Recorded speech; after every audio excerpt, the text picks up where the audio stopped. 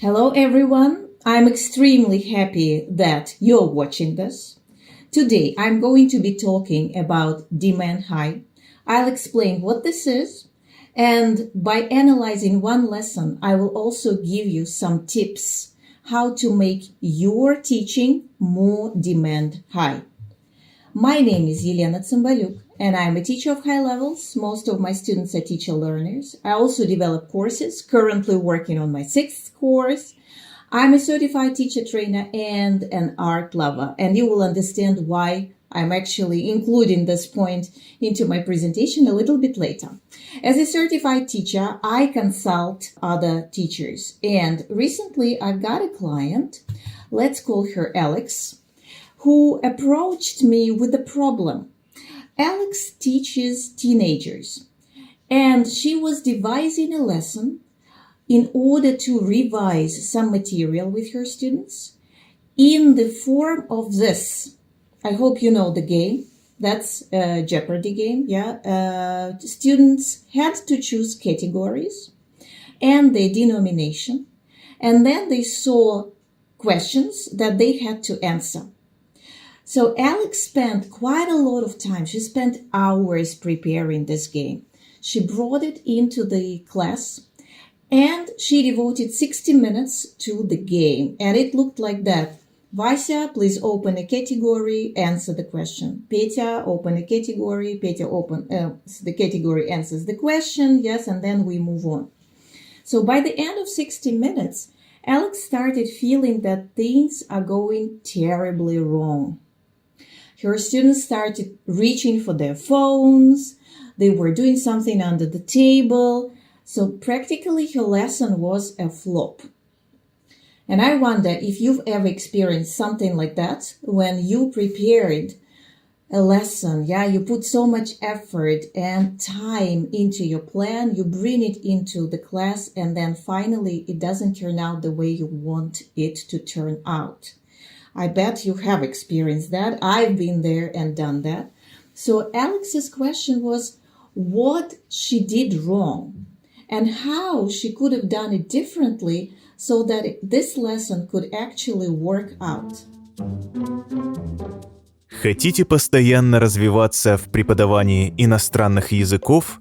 Школа Дмитрия Никитина проводит образовательные тренинги, конференции и курсы для преподавателей.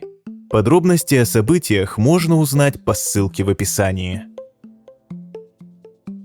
And this is what we were discussing with her. As a methodologist, I asked her several questions. For example, when one student is answering, what do other students do? Yeah, what is her role during the process? Is she just administering the quiz? Or is she also asking additional questions, summarizing, things like that? Is 60 minutes justifiable for such a game? And why did she choose this particular format? And what I meant by this was what was the main reason for her revising material in this particular format? And here we come closer to the aims, obviously, of the lesson, what she wanted to achieve. And when I was thinking about her lesson and about her situation, what popped into my head was this: demand high. Demand high, a lot of people call it an approach, but Jim Scrivener and Adrian Underhill, the founding fathers of demand high, prefer to call it a movement.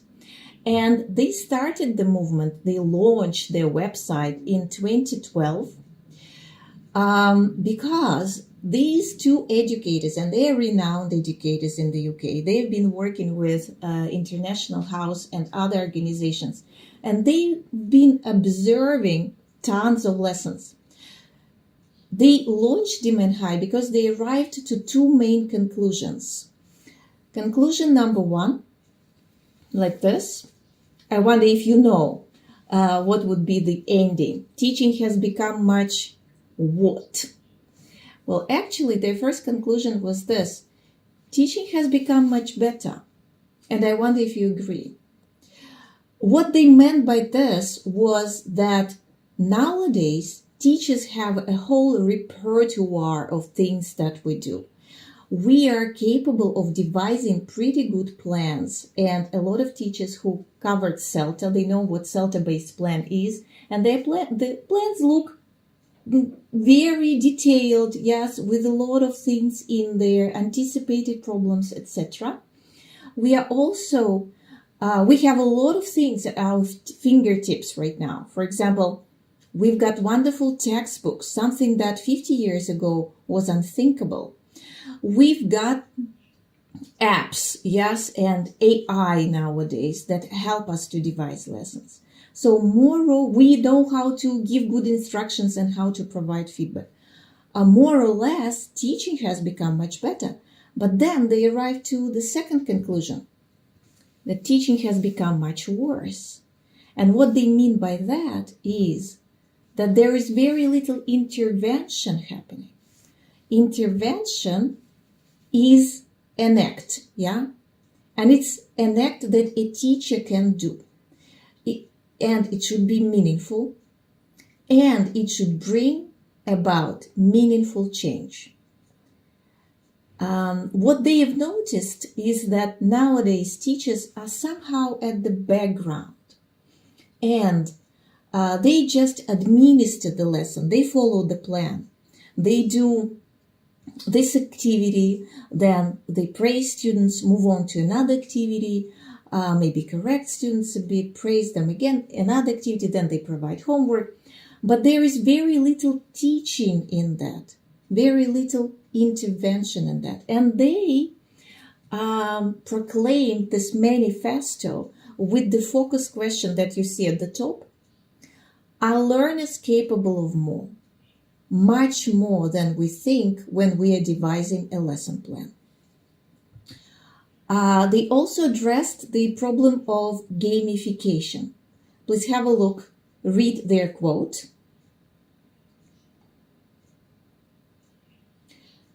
And let's pay attention to these words. Okay, having fun with games and quizzes, but is there anything more? Or is it just having fun with games and quizzes? And you should understand them. Yeah, they address gamification, but are they really against gamification? A lot of people, when they hear about demand high, they think, oh, these guys are really against any games in lessons. But is that so? And as I told you, I'm an art lover, and this one in particular was taken in the National Museum in Washington, D.C. I took it in March, and when I saw the painting, I decided that I have to take the picture because this will be the source of endless memes for my talks and for my lessons.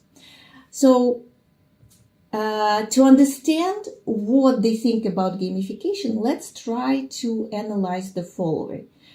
Pretty much everybody knows that we should move our lessons more towards learner-centeredness. Not so much teacher-centeredness, but more learner-centeredness in our lessons.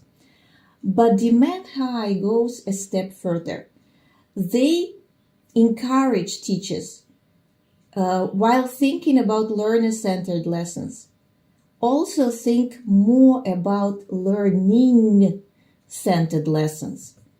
Asking this question, how much learning is happening during your lesson? And from this point of view, gamification is absolutely fine, provided there is learning happening. And if we come back to Alex and her lesson, and the final question that I asked her, we can reformulate it a bit and ask the following. Are we fostering any learning by choosing this particular format? Yes, and by devising the game in this way? Was she fostering any learning in her students? So this question of learning, is very nice. It sounds wonderful, but how actually we can do it in lesson? How can I, a teacher coming into the lesson, make sure that I'm enhancing learning in my students? What Demand High talk about, the essence of it is doable demand. And doable demand is this. It's a minimum tweak necessary at any point of the lesson to shift the activity sideways into the challenge zone. Many teachers, when they learn about demand high and they hear this explanation, they pay attention to these two words mostly, demand and challenge. And they think, oh, demand high. Well, actually, we have to demand more from our students. We have to challenge them more. But they forget that the main words are these. It should be doable demand. And the tweak that we make is minimum and necessary at this particular moment. So it's not something like this, yeah? When most of our students cannot do it, when it's only for specific kind of students, and we think, it's doable. Actually, it should be doable for the whole class. And doable demand can be achieved through different means. However, there is a great abbreviation, prouf, that can help us achieve a doable demand in a shorter possible way. Prouf is an abbreviation, as I said, and it stands for this. You see, playful challenge, repeated opportunities, and upgrade feedback. If we are talking about playful challenge, repeated opportunities, upgrade feedback, how can we actually prove this Jeopardy game that Alex brought into her lesson? Let's think a little bit about it. If we first address the P in prouf, playful challenge, I explained to Alex what this means within the demand high framework, and I asked her to tweak her game a little bit so that it becomes more challenging for her students, yes, but this is doable demand. And this is what she came up with. Хотите постоянно развиваться в преподавании иностранных языков? Школа Дмитрия Никитина проводит образовательные тренинги, конференции и курсы для преподавателей. Подробности о событиях можно узнать по ссылке в описании. And I wonder if you can figure out which points are actually not within the demand high framework. So you can pause the recording, think, and write down the numbers. Which ones you think are not about demand high? And I'm going to give the answers right now, so be ready. Actually, these two are definitely not about demand high. Number one is misleading. You might think, difficult question, it's challenging, but is it doable? We have to be very careful increasing the challenge because it has to stay doable for the whole class.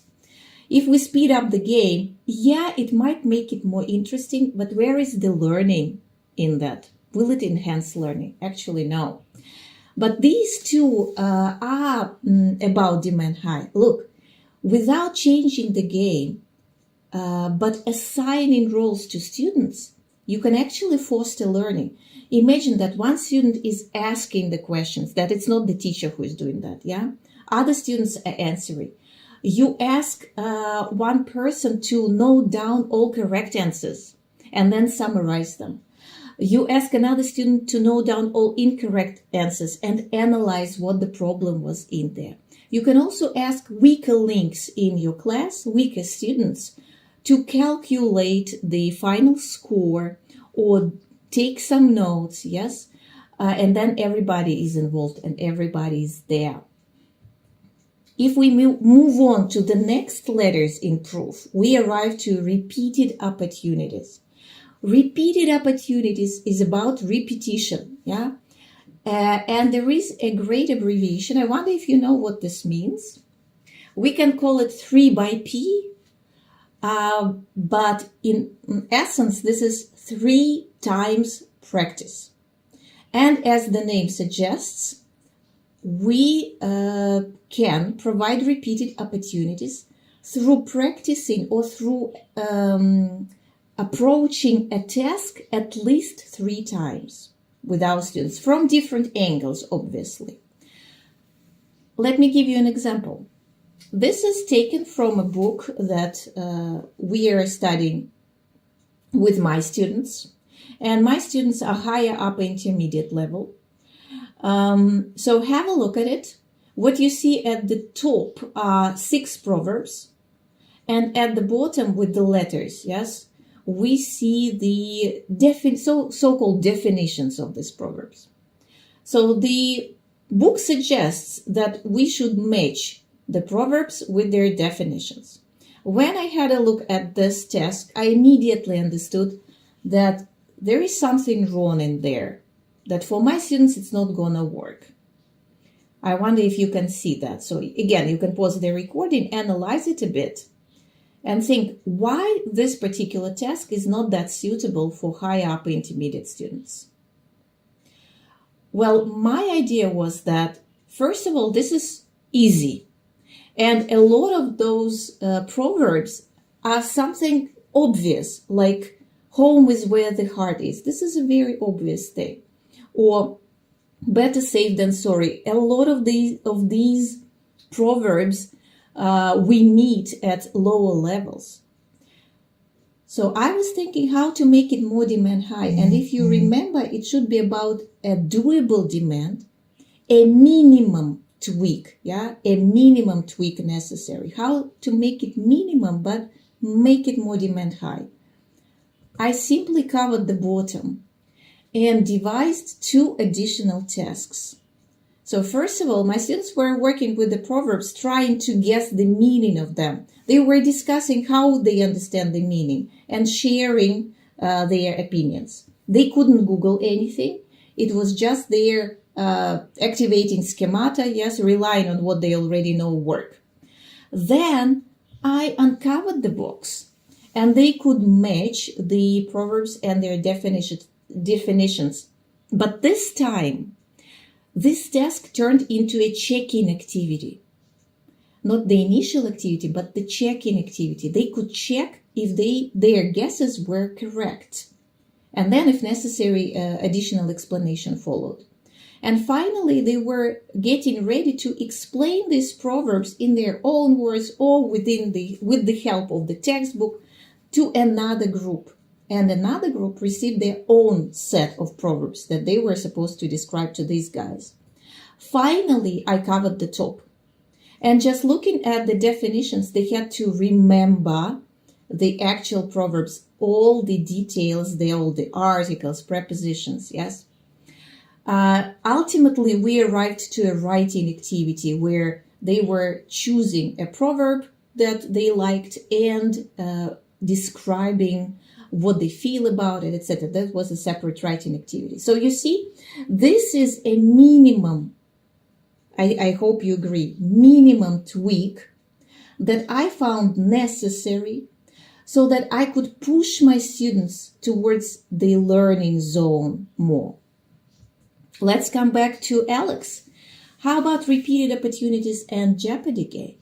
Again, feel free to pause the recording and think how she could have tweaked her game so that students could approach it at least 3 times. Yes, 3 by P, at least 3 times. My suggestions are the following. They could actually remember as many questions as they could in each category after the game. So some memory game, how many questions they remember. You could show them the answers and they have to remember the questions. It's possible to repeat the game in a new format. It could be a different type of quiz, or it could be something like it used to be multiple choice, now it's open-ended questions. And you can ask students to add 1 more category. Now they know what the quiz is about. They know how it should look. It's not that difficult to create questions and add a category there. The final letters, upgrade feedback, are extremely important. And actually, upgrade feedback is the same as mission feedback. And 2 years ago in Yaroslavl, I talked about mission feedback. I had a whole talk devoted to it. So I recorded a video for you. If you follow this QR code, you will arrive to my YouTube video explaining what mission feedback is in detail. And I highly encourage you to follow and watch the video because this is a game changer. A lot of people know sandwich feedback. Some people know correction feedback, praise feedback, but they forget that there might be a little interesting thing. It's not that little, but it's quite interesting. This mission part in it. And if you include it in your feedback, it will definitely bring your students into the enhancing learning zone. So yeah, feel free to go there and watch it. And coming back to Alex, these letters help us and helped her to understand if there was any learning in her lesson and how to actually approach any further plan so that you can answer the question, where is the learning in that? Хотите постоянно развиваться в преподавании иностранных языков? Школа Дмитрия Никитина проводит образовательные тренинги, конференции и курсы для преподавателей. Подробности о событиях можно узнать по ссылке в описании. Demand High gives us these questions that we can use as a checklist. Again, you can take a screenshot, you can pause the recording. This is your checklist whenever you prepare a major lesson plan, some kind of lesson that should change the game, that, for example, a big revision lesson. And let's proof it, everybody. If you follow this QR code, this is my Telegram channel. I go by Елена Teacher Trainer, my site on TapLink, Елена Teacher Trainer as well, and in other social nets, I go by Елена Slanglish. You can also find additional links in the final slide, the wonderful article and lecture by Jim Scrivener explaining Demand High, and their site. So let me come back to this. I thank you. I'm very happy that you've been listening to me, and goodbye.